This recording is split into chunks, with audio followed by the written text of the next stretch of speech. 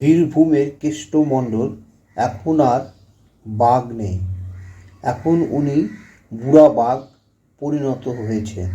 হাড় হাড্ডি সব কিছু বুড়া বাঘে পরিণত হয়েছে।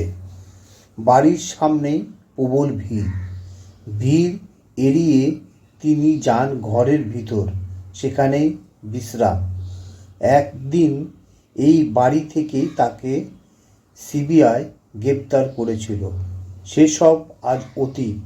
সেই বাড়িতেই ফিরে এসেছেন কেষ্টমণ্ডল।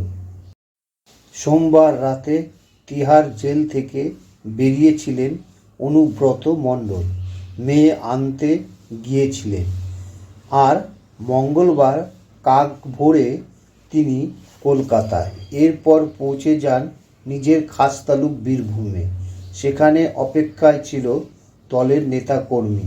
দীর্ঘদিন পর পা দিলেন নিচুপট্টির সেই বাড়িতে। সেই পুরনো চেহারা, পুরনো ঘর।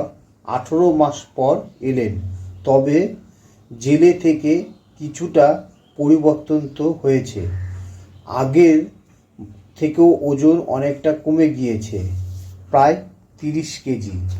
সেই সঙ্গে হাঁটুতে একটু সমস্যাও ধরেছে।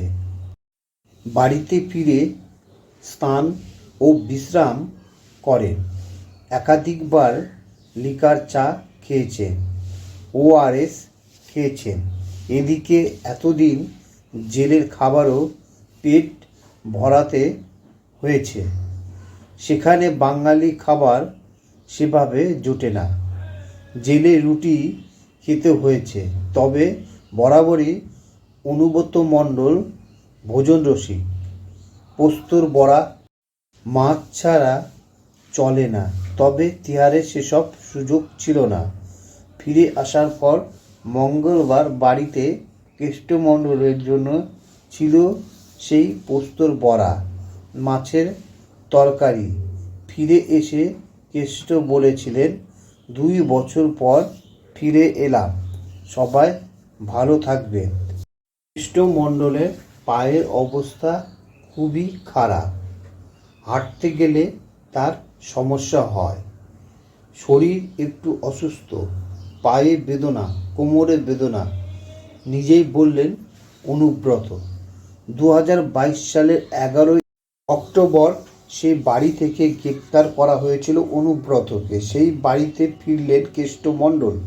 তবে এই দিন নেতাকর্মীদের উচ্ছ্বাস দেখে চোখে জল দাপুটে কেষ্টমণ্ডলের।